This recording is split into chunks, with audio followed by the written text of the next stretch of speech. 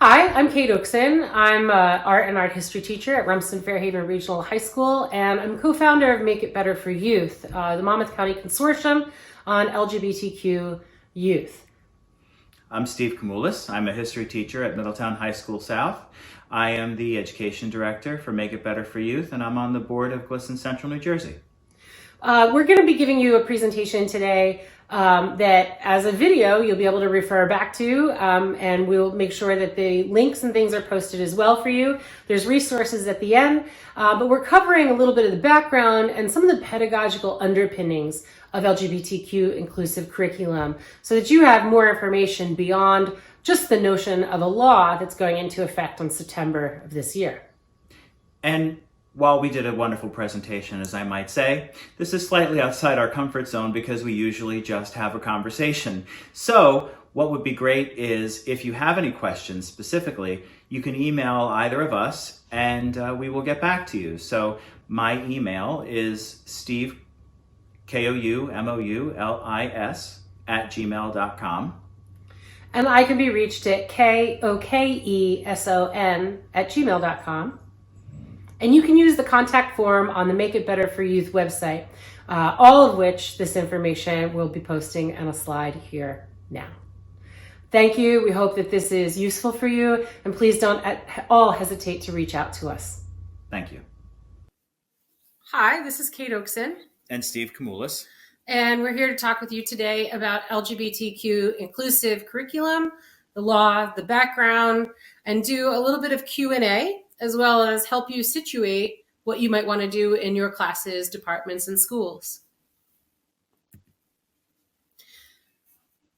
Starting several years ago, a number of groups in New Jersey, including Jersey Shore Now, GLSEN, Garden State Equality, Make It Better for Youth, had been partnering and working with legislators to provide best practice information and push for what would be an inclusive curriculum bill, which would direct boards of education to include instructional materials, which accurately portray our political, economic, and social contributions of persons with disabilities, as well as lesbian, gay, bisexual, and transgender people.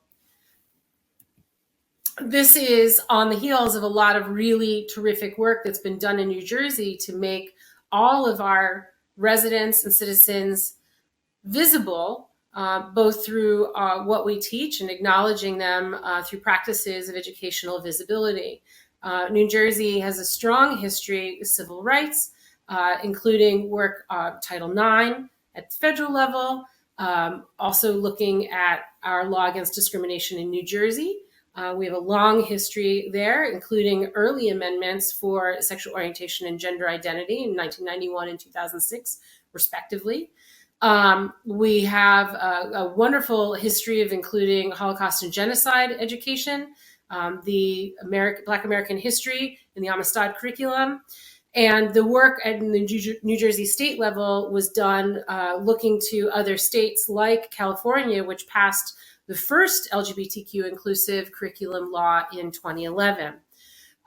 We also have several policies in place in public schools in New Jersey, including things like the Department of Education Transgender Guidance in New Jersey Schools, which can be found on the DOE website. The inclusion of these topics will assist our students in higher self-esteem and other areas, such as the ones highlighted in red. So there is obviously an attendance related issue if the students do not feel comfortable coming to school. So we've had GSAs and those kind of things brought into schools, which have helped. But in order to really make our students feel more included, the curriculum will do that through exploration of topics and such. Obviously, the harassment, intimidation, and bullying law really helped us get this made a reality because of the decline in bullying instances because,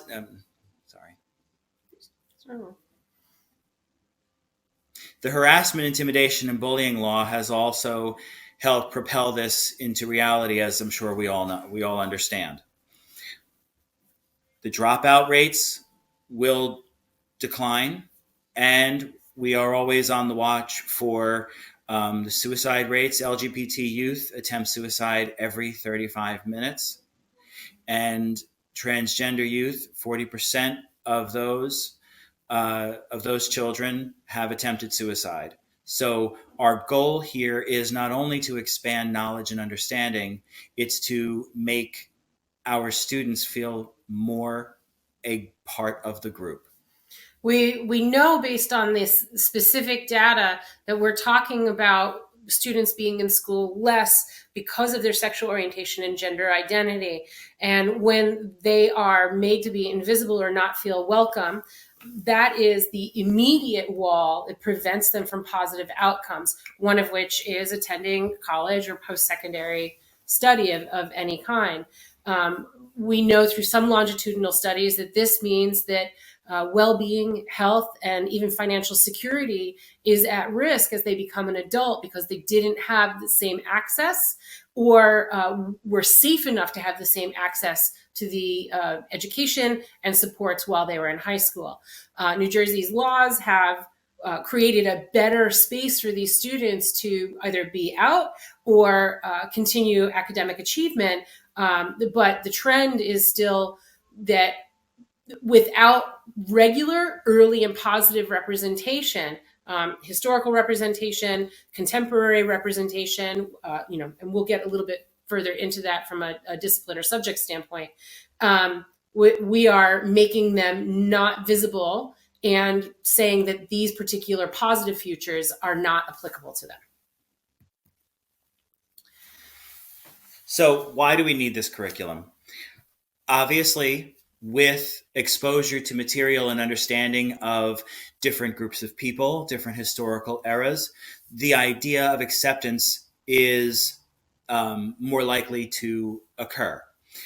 When you understand people's different points of view, myself as a history teacher, it brings more of acceptance and understanding of the real holistic view of whatever era you are studying or topic you are studying.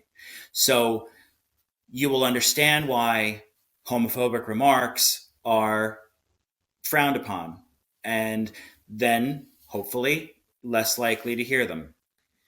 We know that they are contextualized culturally. They're contextualized through different points in history, through all different disciplines. So as Steve is talking about looking at a particular era through the social studies lens, in literature studies, world language studies, or for someone like myself in visual art, we can talk about viewpoints, we can talk about visibility and why particular expressions remain popular for some or exclusive or less inclusive for others. There are hidden histories. We sort of talk about it as the invisible curriculum behind what we present. If we only talk about and actualize one kind of person, we unintentionally make the rest of them invisible. And seeking to equalize education through intentional inclusion is a significant outcome.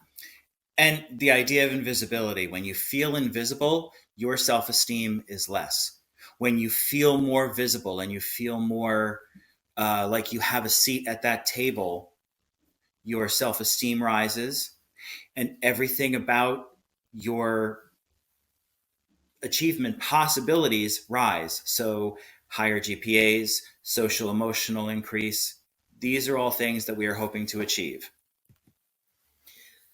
GLSEN has, for over 20 years, been collecting biennial data from high schools and middle school students on the climate that they experience while attending school.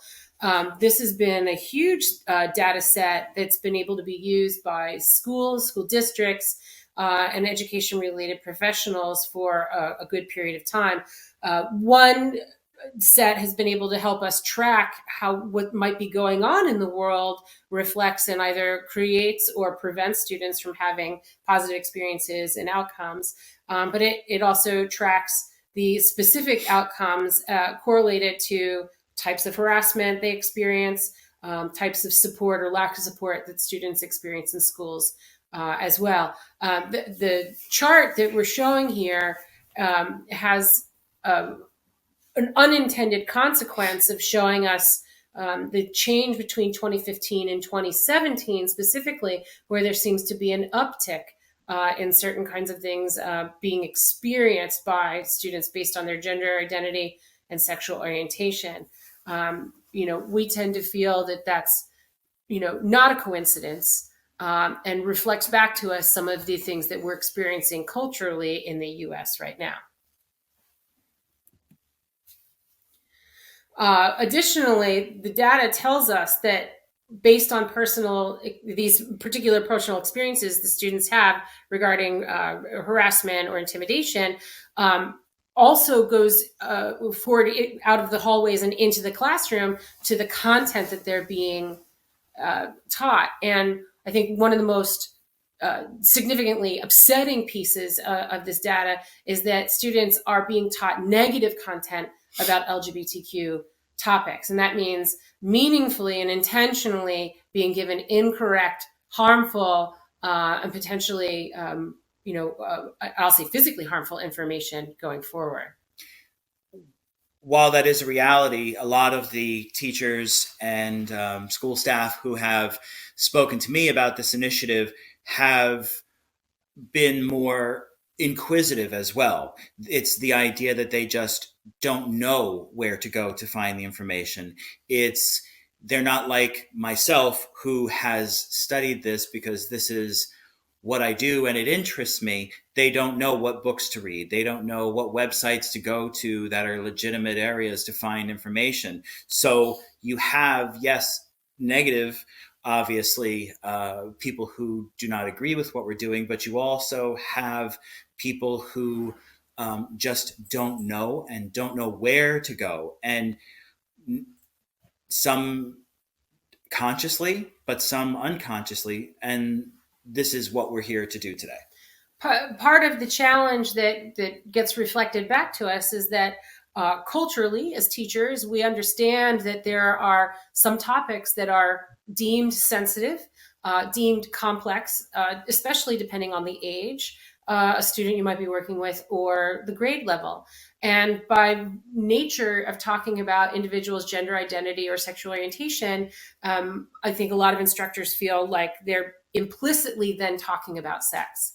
And a lot of this work seeks to say, no, we're talking about cultural creation. We're talking about the same thing as describing women and women's rights, perhaps in a historical context, or what it means to be a female author in a literary context. Perhaps some topics that are explored through painting by artists who identify as, say, gender fluid, or somebody who considers themselves queer. And so we have to move it away from the things that our culture might find less than easy to talk about, and instead say, this really is about the academic pieces of things, culture, climate, and accessibility for students. And so to that end, we know that we have to have a better language, better sort of set of vocabulary around discussing complex topics. And this is a great point for you to reflect on. What do you personally feel like is complex? What does your department maybe struggle with when it comes to new topics? And we're living in an era where talking about the political events and war events in the Middle East is technically a complex topic. Or talking about pharmaceutical industry, perhaps in health class or even in an economics class, we're talking about things that are complex. What is the layer that we put on things having to do with gender identity and sexual orientation that makes them more or less complex? And personally, we have to sort of figure out where our professional and our personal values line up so that we understand what we have to sort of overcome to serve our students. And it's a lot about assumption. You cannot assume that something is going to be controversial. It might be controversial, but it might not be, because you don't necessarily know all of the makeup of the students in your class. So what might seem complex to you might not be complex to someone else, or might not be controversial to someone else. It's the idea of having that strength and that courage to step out and be the forefront of your department to bring these lessons to your kids. There is a survey that was done through Newsella with Education Week, that strongly suggested that educators understand the value in things that our culture may deem complex. And I think it's largely because educationally, we're in a position now where we understand the value of critical thinking, the value of tolerating an argument. And I'm going to go into language in a moment, where we can tolerate an argument, where we can play devil's advocate and we can look at all sides and we learn something, even if we don't necessarily agree in the moment. We know, based on certain pedagogical models, that the presentation of information we disagree with is a very strong lesson objective. We can move towards an understanding. It doesn't mean that we have to personally adopt it. I personally, I don't really love the word tolerate. And I really, when I'm looking in social situations, I'm looking at acceptance and affirmation. But when we start talking about things in an educational concept, we have to get past the students' initial reactions that something feels wrong or they don't understand it. So we really want them to tolerate listening and hearing their peers and their teachers when we're presenting material that they may not have been in contact with yet.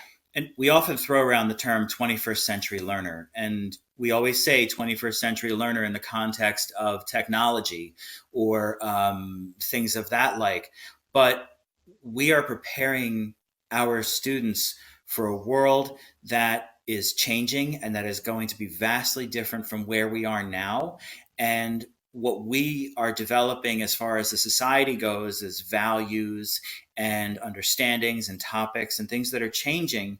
We need to do things that prepare those children to be adults who are going to adequately and actively participate in whatever the 21st century is going to be. And we know that it's plural and it's global, and we are in contact with people that do not speak our language as a first language, or we don't all have the same faith systems. And so this, by extension, is one more part of drawing all different kinds of people and families and cultural importance into our educational circles. And further, with the same study, educators were reporting on what would help support them. And we know, as classroom teachers ourselves, that sometimes you're doing something that the rest of your teaching team or the rest of your department isn't going to touch with a 10-foot pole first time around. They want to see you get through and sort of survive it. And then they're going to get on board and help out. We hope that experience that model is dying and teachers have full team support moving forward. But some of the largest impediments to getting to that place of comfort for an educator is the access to PD, knowledge of good content, like Steve was saying earlier, like where do we even go in libraries that don't, do we have libraries that even have sections that are labeled sexual orientation and gender identity in the non-fiction world, not just fiction? What about access to on-demand? I suspect because of the time that we're living in on this massive social distancing, that we're going to see huge growth in online professional development, sort of being on-demand and being accessible. And we hope that it continues to be by, verifiable, strong educators and educational leadership that wants to support and move this forward. Certainly dealing with families is a huge challenge, and that's a question that we get a lot of the time. Remember that your charge as an educator is serving the students, and that the policies in place in terms of law for schools are non-discriminatory and equal access. And certainly, what do we do when we get pushback and having administrative support? And then the additional structural piece, the support from administrators to say, yes, let's augment the curriculum, let's get it through committee and get these things approved. So what we have been doing is we have been collecting lessons from teachers who would like to donate, teachers who have been think tanks, and putting together ideas, lessons, units to say, here, when you're teaching this topic, here is something you can use. When you're teaching this content, here is something you can use. What strategies do you do? It takes surprisingly less thinking outside the box than you might believe it would. So obviously with history, there are lots of ways we can go. When you're teaching the civil rights movement, you obviously bring in Stonewall. That brings inclusivity. When you are teaching different eras like the Roaring 20s or the 80s, there's inherent things in the history that come out. But we often get asked, I'm a math teacher. How am I going to do this? I say go directly to the GLSEN climate study. Look at the statistics. Change your word problems so they are non-gendered. Bring in any sort of other historical piece as a cross-curricular initiative where you can take any statistic that relates to this community and create math problems around that. I have one of my colleagues at school does that with his probability and statistics class. So that's how he brings it in. There are other ways, obviously, with language arts. It's not all. This book is definitely about someone in the LGBTQ community. There are many literary characters that critics have said could be part of the community or have overtones as such. And it's the teacher's job to guide them to that possibility. So that is where we have been trying to collect a series of lessons, ideas, and topics so we could then hand it over to schools and say, here, this is what you can use to start and hopefully propel your imagination of your possibilities. One of the foundations for the kind of strong lesson planning that works for educators is to evaluate, to pick and choose a lesson or two initially that might be parallel to this topic. Perhaps you are talking about the Black civil rights era. There are inroads and there are intersections with other marginalized communities that we don't often talk about at middle school or early high school sort of levels or introductions of this. There's a strong focus on African American history, Black American history in the U.S. as the civil rights. But we know that there are other movements. And a good approach is to say, what do we know? And then why do we know it that way? And so for the sort of liberal arts, we are taking it, or humanities, we're taking an approach that says, these are the things that have been made visible to us. What's not here? And why is it not here? Is it not here because it's not relevant? Is it not here because it wasn't documented, because these were additionally marginalized people? And so there's a framework for discussion that says we can still teach on standard and expand our students' thinking and interaction with the act of a single question. What does it say about what's not here? And part of that is looking at a structure. We've all written our lesson plans. Some of us are veteran teachers who've been doing this for more than 20 years. And so you have a ton of plans that you pull from or reiterate on annually. And nobody wants to reinvent the wheel. But we understand that looking at certain practices that don't just drop a name in, right? So there's additive and contribution pedagogical approaches. That's saying we look at African Americans in January and February, from Martin Luther King Day through Black History Month. And so that's sort of additive and contributive. How do we get students to think beyond that? As I was saying earlier about critical thinking, how do we turn it into a set of questions that the student takes with them when they leave your classroom and then applies to other situations in which they come in contact? And these are the things that are called transformative, right? We're transforming thinking. And beyond that, then that leads students to sort of social action, having those conversations in other environments. This is largely based on Banks' work, and you can see that referenced on our resources page, which we'll share with you at the end of this presentation. We're going to share with you a good, solid why that's behind a lot of this work. This is from Sims Bishop in 1990.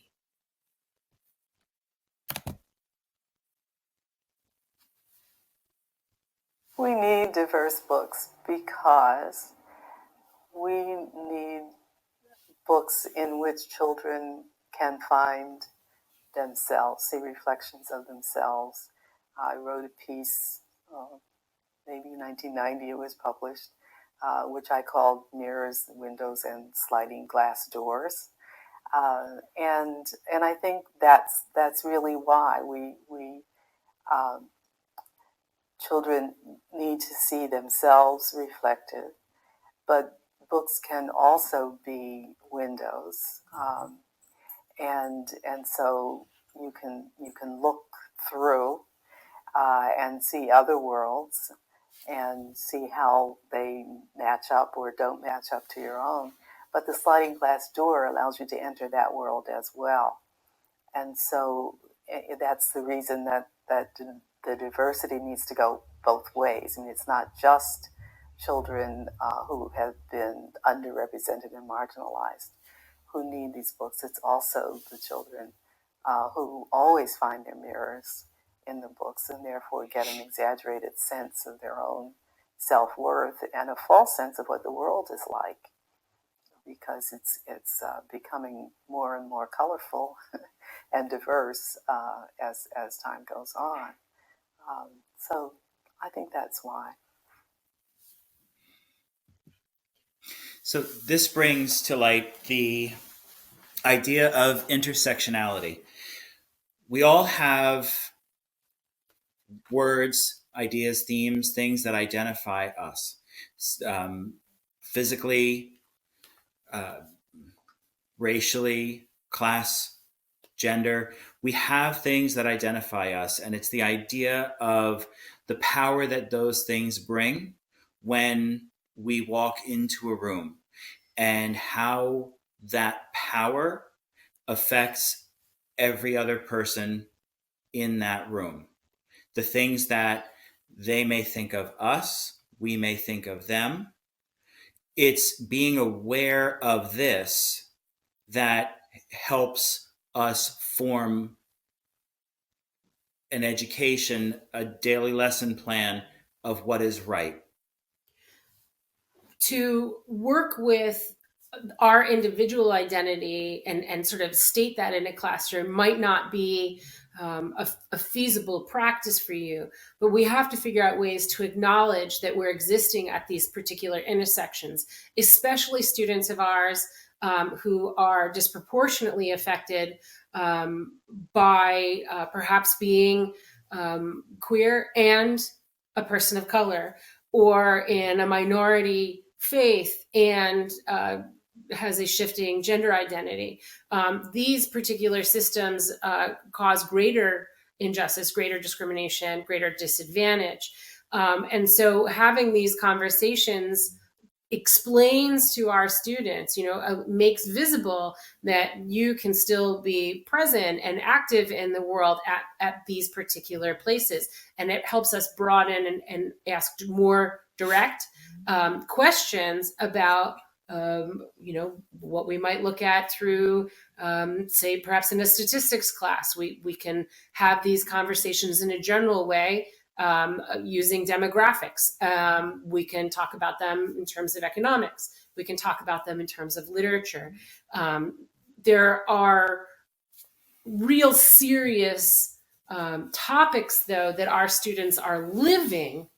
And if we don't acknowledge them in the classroom somehow, in a forthright and an honest way, we stand to continue losing our students to misrepresentation and underrepresentation. So from an educational practice standpoint, it's really good to be able to say, what are my mirrors? What are my windows?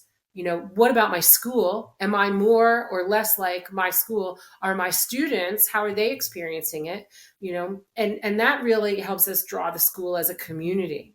How do we recognize who our school is actually serving? How is that, reinforced? If you walk down the hallway and see all the posters up for different activities and sports and things like that, who's being represented? Who's underrepresented in that particular school practice, right? So our school is speaking even when we're not talking. And we have to address these things in terms of how we want to make sure we have consistent and high outcomes for our students at the end of their career. There's a film from a couple of years ago that deals with race, deals with homosexuality, and it's called Far From Heaven. And one of the things that is said is, and I'm paraphrasing, it's the feeling of being the only one in a room. And it's that idea of being set off and being that only one in the room and feeling that way, rather than being embraced into a room full of diversity and a room full of differences that all make us unique and all make us individually great. That movie concentrated on differences. What we're trying to do is to embrace those differences through this idea. So some of the challenging things that our educators run into are who's accountable? If this law is in place, which is in place as of September 1, how do we prove our accountability, or how do we, derive support so we can maintain our accountability? Unfortunately, a terrible, elephant in the room is there really is no direct accountability at this time. It is incumbent upon the district to make sure that the curriculum includes this content from middle school through high school across all subject areas. A recommendation that we make is that if your school is active with its, addressing their all the things they need to address for CUSAC, which I know are far and wide, there are some indicators for instruction, indicators 9 to 15, which is your content area curriculum. And then your indicator 7, school attendance, are very logical places where we include specific curriculum. And we can outline to our supervisory and then district administration, pardon me, that we're able to account for this curriculum on a regular basis. School attendance, pardon me again, as Steve and I were saying, is a negative outcome for a number of students. So in my district, we have supervisors who, when they rewrite curriculum, are actively seeking out the topics, ideas, lessons, standards, which unfortunately we don't have yet, which are coming in the future. But it is a philosophy of my district that this is something that they would like to embrace and be ahead of the curve. And they see the far-reaching implications of having this in the curriculum.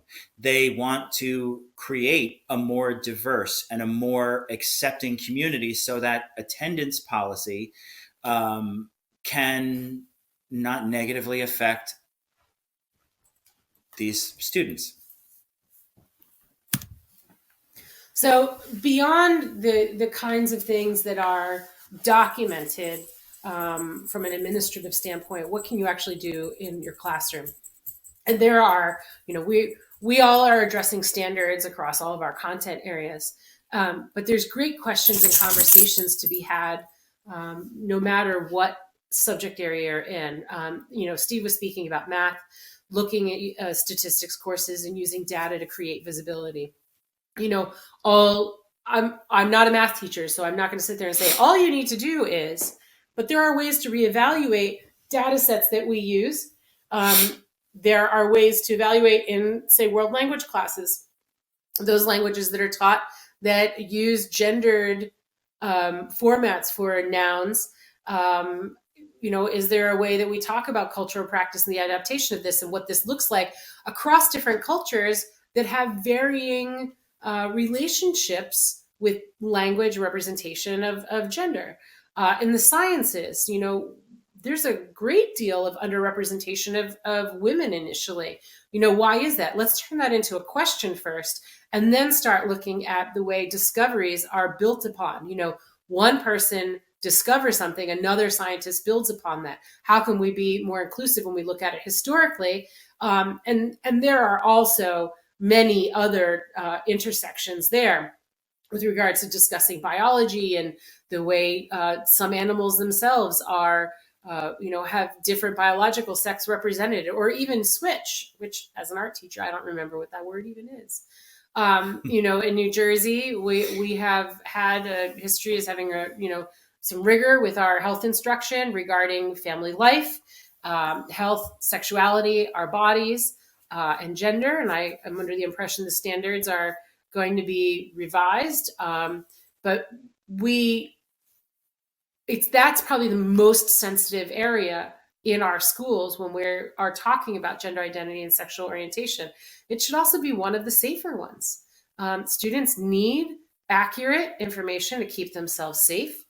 And that's where clarity on what the school has adopted as its curriculum, comes in to play.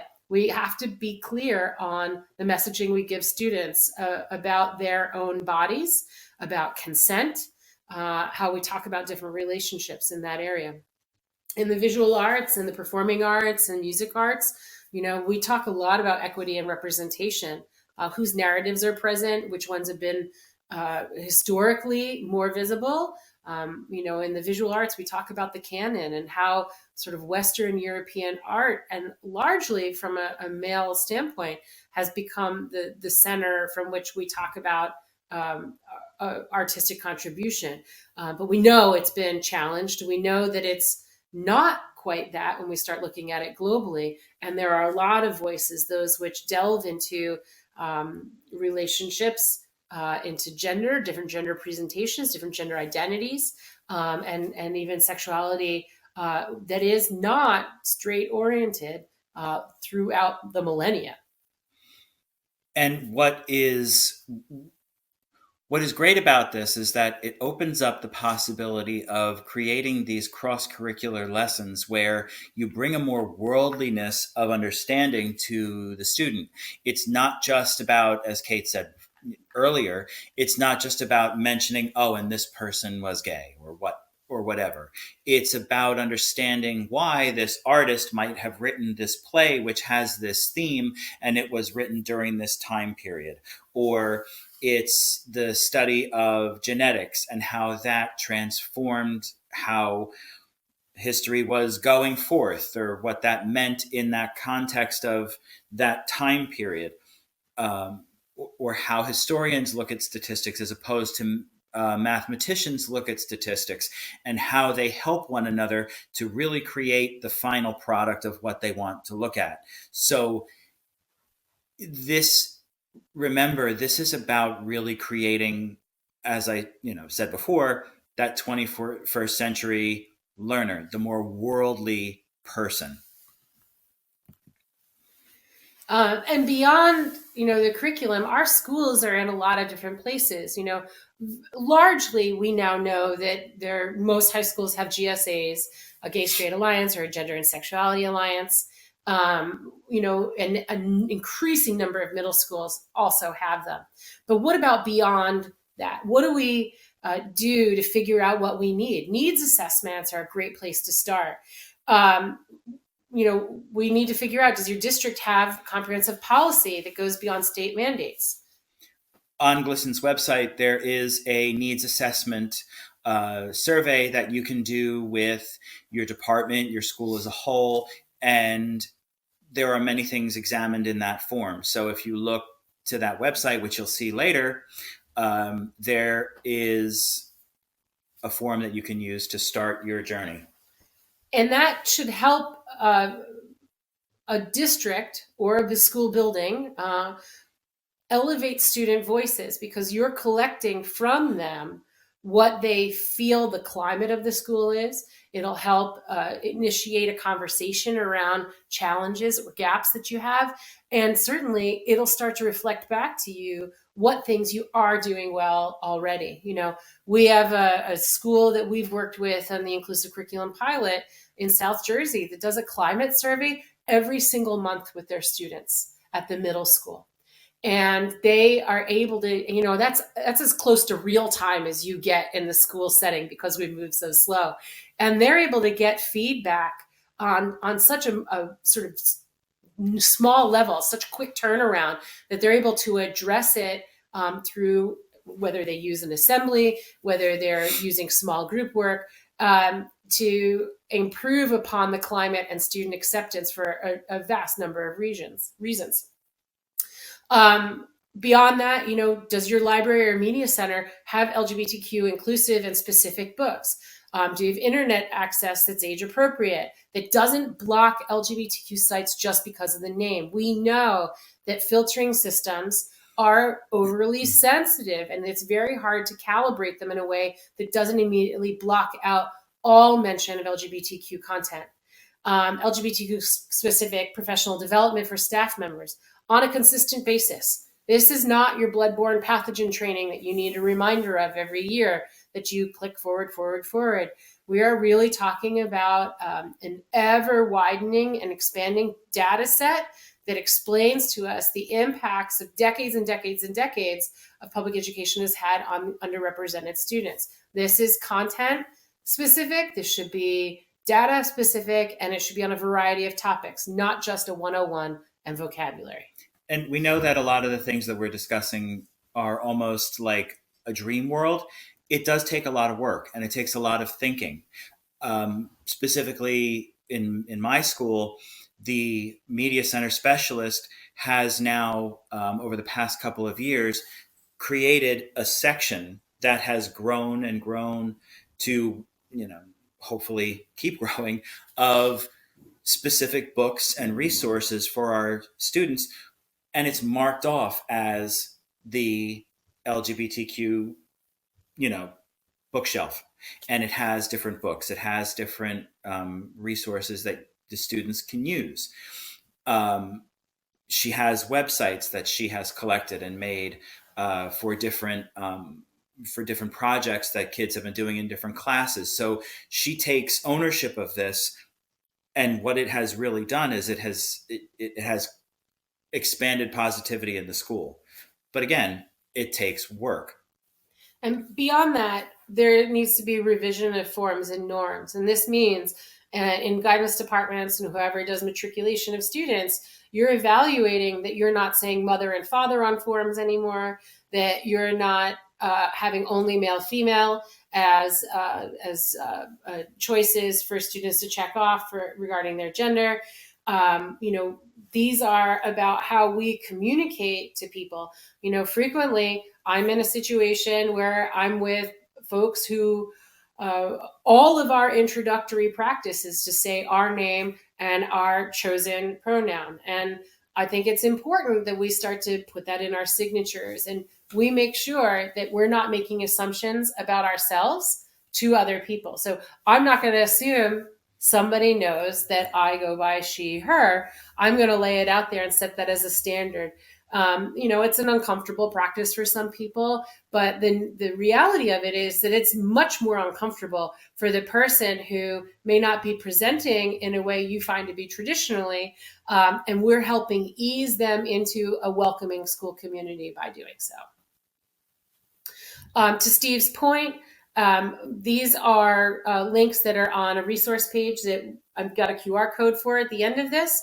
You'll be able to create your own survey tool using GLSEN's website information. You can do it for as small as a couple of classes, or you can do your whole school or district.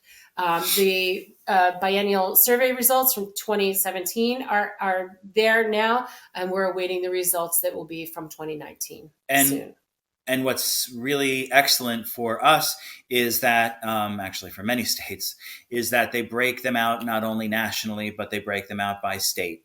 And what you can see is, you can see if you watch the results from the beginning to end, you can see how, one, we're lucky to live in the Northeast to an extent and where we are, if you look at other states and compare. But the state-specific resource is a tool that is very important and indicative of the work that we're doing. So here is the QR code that Kate was speaking about that gives a list of books and lessons on our webpage. It delineates by content area. Some of it is just, a vast majority of it is links to other places that we have screened, have been recommended by educators. It's not necessarily neatly broken down into specific course, so it's not like US2 or fifth and sixth grade literature, but it's relatively easy to navigate and find other information. At the end of the presentation, we'll make sure that you have our email addresses. You could also use just the info page and send us a contact on the Make It Better website, which you'll be on once you follow through this QR code.